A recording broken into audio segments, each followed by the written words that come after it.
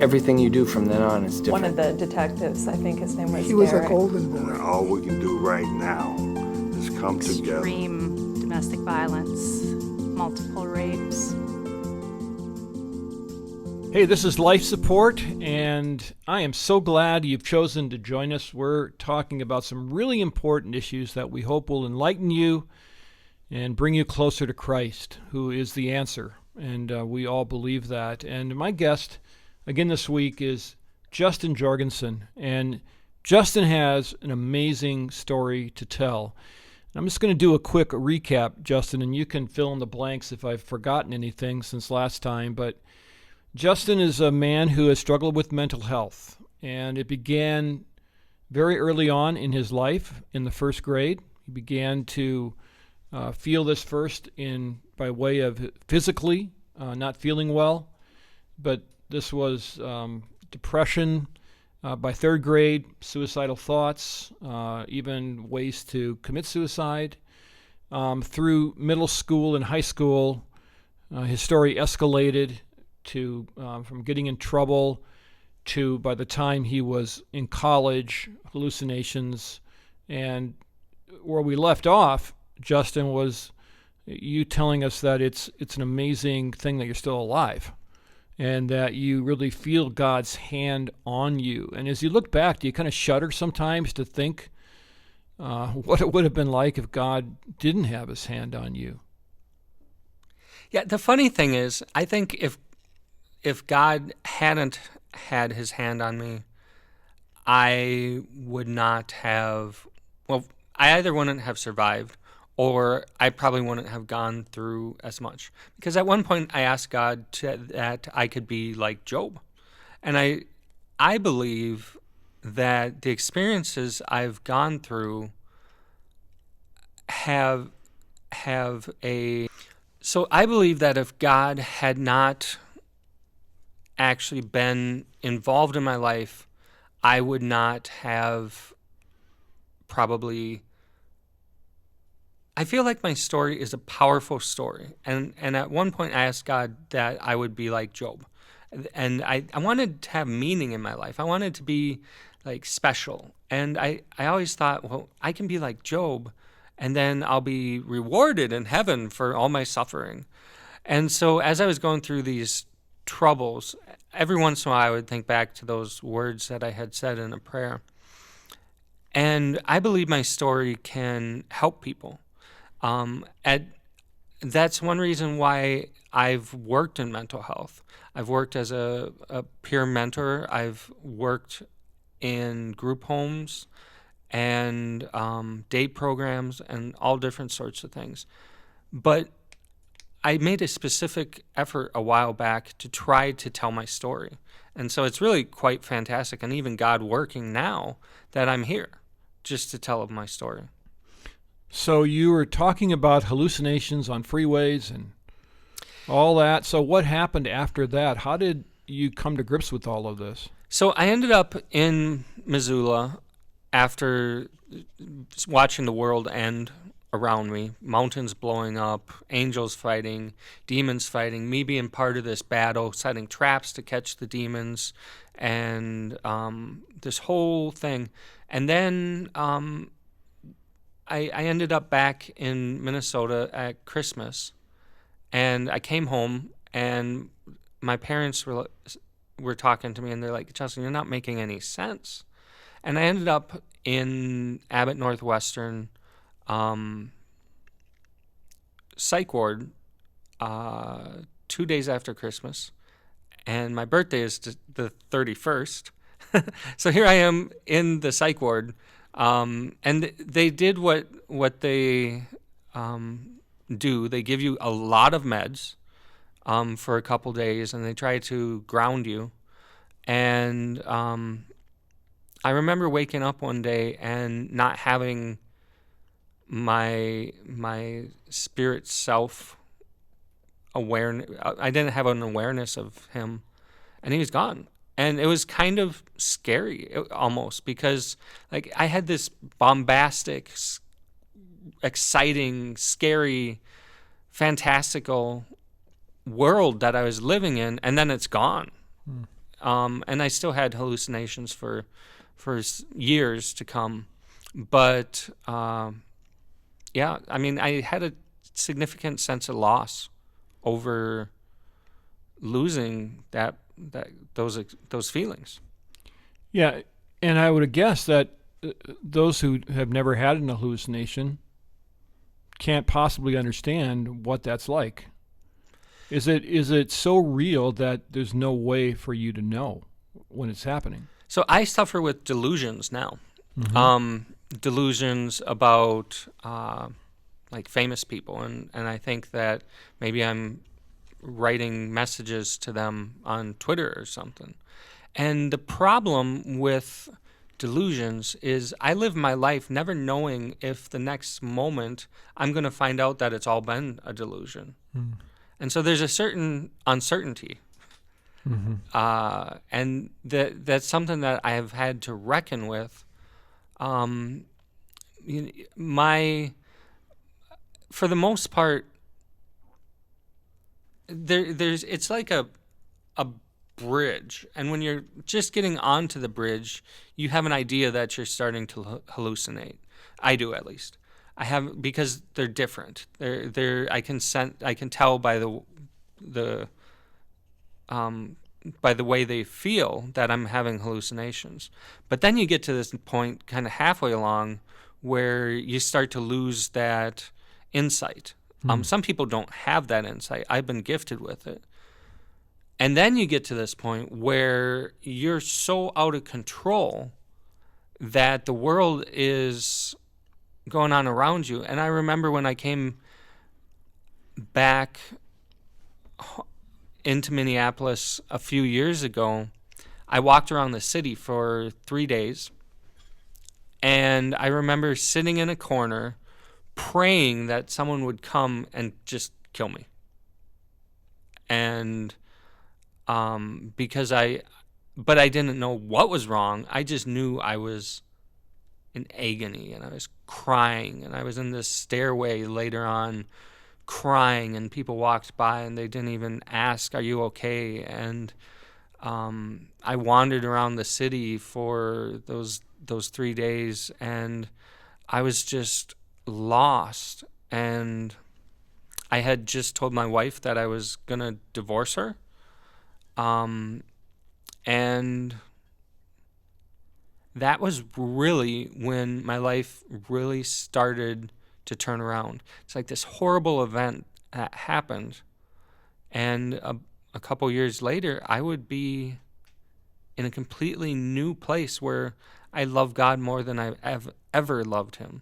And it's just phenomenal.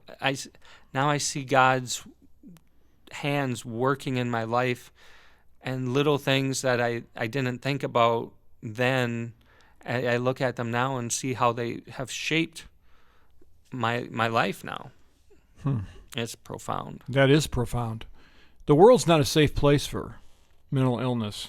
You know, I spend too much time on Twitter, and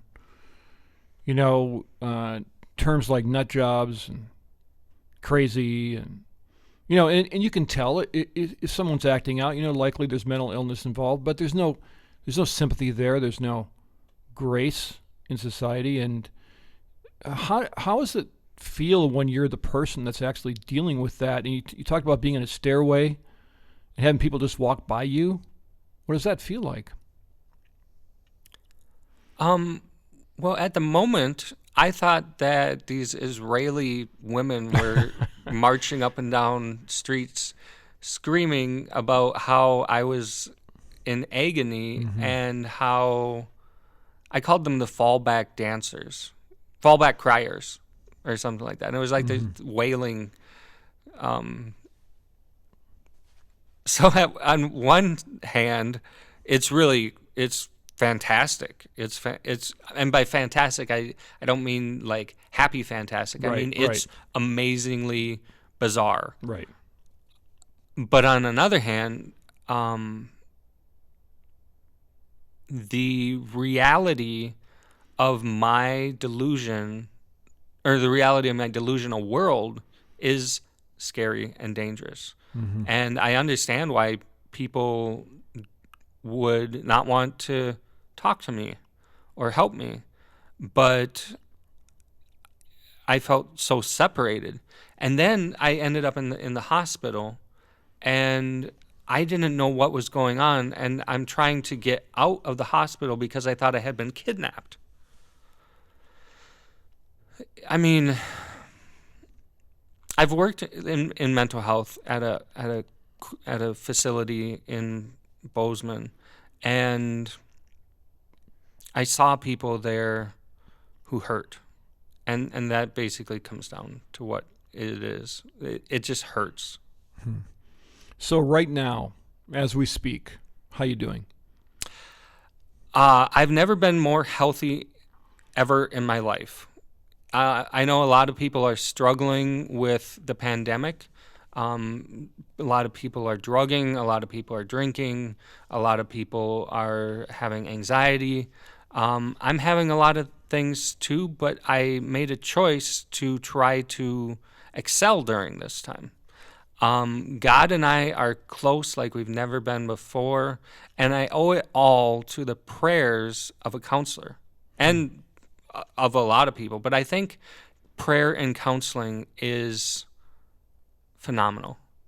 When a counselor prays for you, you just kind of know that they care. Plus, you know that God cares. Plus, I believe God influences their actions by them prayerfully approaching God. And I wish I had a counselor who prayed for me a long time ago. And so, I mean, she would probably be a little flabbergasted that I am about to say this, but I think in some ways those actions, that one action of prayer, I call it therapeutic prayer. I think just judging by the fact that I've had outcomes that are phenomenal since then. I wish every Christian counselor prayed with their people. That's a good takeaway as well. And you had talked about before in another interview you did with Five Stone Media about a pastor's role in all this. And pastors want to help. That's why they're pastors. Yeah. But there's places probably pastors should not go, right? Yeah. I think it's important for us to be aware of our limitations. And a pastor maybe should have a plan in a way to say, if things start to get bad, we are going to get you a professional who can help you, because a professional can escalate it to a crisis facility if they need. A professional has training in specific therapy techniques. And I love the fact that pastors care. I love that. And I think pastoral counseling can be helpful. But I also think that we need to be aware that these professionals who are doing therapy have training for at least 3 years as counselors, probably undergraduate psychology programs, and they have hours and hours of supervised training, supervised therapy. So it's not like and I don't want this to sound too harsh, but a pastor is not a therapist. A pastor is a pastor. Yeah. Yeah, no doubt. That's not too harsh at all. That's a good warning. What would you say to a parent of a child who they suspect may have mental illness? They're maybe showing some of the things that you went through, and right now they're thinking to themselves, oh my goodness, that sounds like my child. What do you do? The sooner you get help, the more helpful it will be. You reach out. Yeah. Yeah, you reach out. You can get resources from the school. Most schools probably have a counselor, and not a peer, not the counselors who are like. In my school, we had counselors who wrote you up for getting in trouble. That's Yeah. what the counselors did. We Yeah, didn't. we had a guy named Chopper that we went to when we got in trouble. That he was not a helpful counselor. Yeah. But we need therapist counselors in schools. And so you can go to the school and say, how do I get help? And it's really as simple as just asking one question. Because once you get the ball rolling, you could save your kid's life. And there's a lot of county resources, and Minnesota is probably like a lot of states. I don't know, not familiar with other states. Minnesota is rich in resources, but I'm sure other states are as well. I think most parents are sometimes afraid to reach out because it's scary to think where that might lead. But it's far better to do it now than later, right? Right. And think about it like this. If you have a headache for 3 weeks, you go to the doctor. The doctor checks you out and maybe says, oh, don't worry, you're fine.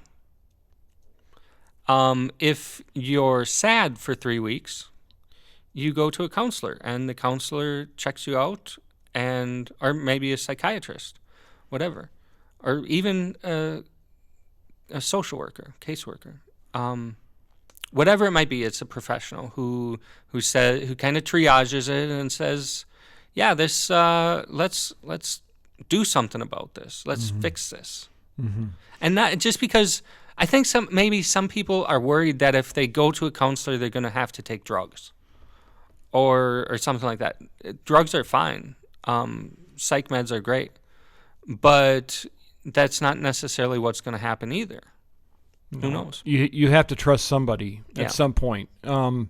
Okay, so one other group of people I want to get in here. So what would you say to the person listening right now that has been struggling with mental illness, starting to lose hope that they can be salvaged? What would you say to them based on your experience? I thought I would never be happy again. I've had enough suicide attempts that I'm having trouble trying to figure out how many I've had. Wow. So it's not a lot. It's like 4 or 5.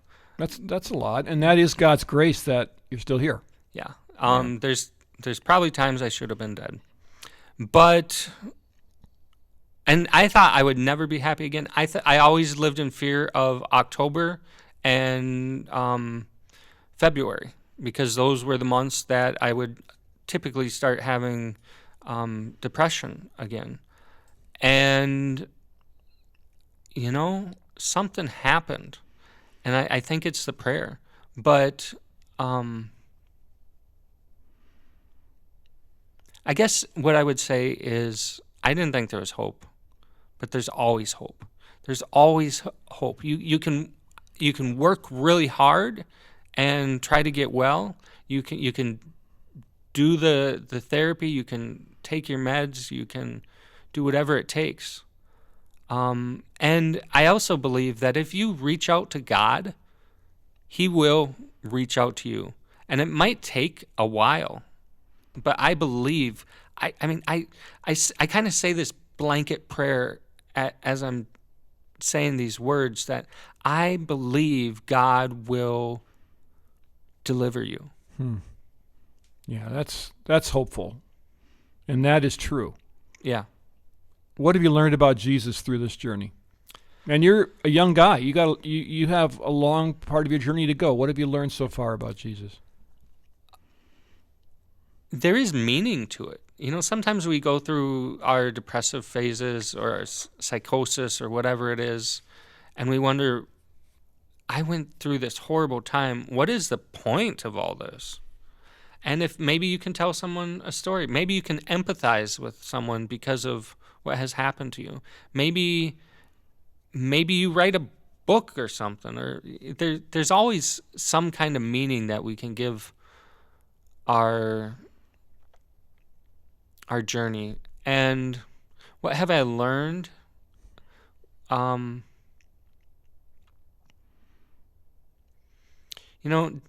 Jesus, I got to tell this. I would be amiss if I didn't. So one day, I woke up and God wasn't there.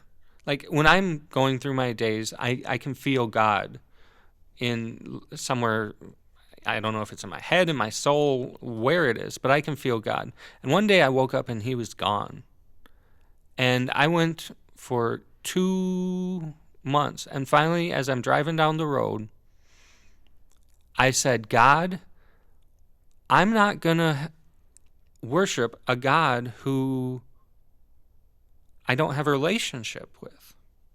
And then literally, like it was like the tongues of flame falling on me. Like I felt God come back just moments after that. And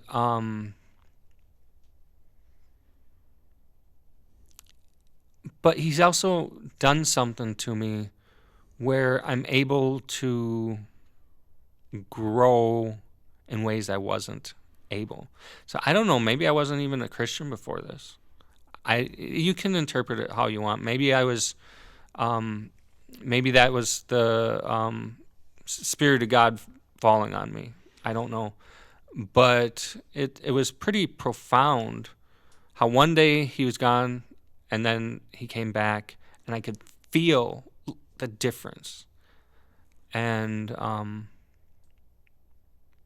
I can't say exactly what I've learned about Jesus. I can't say exactly what I've learned through this process.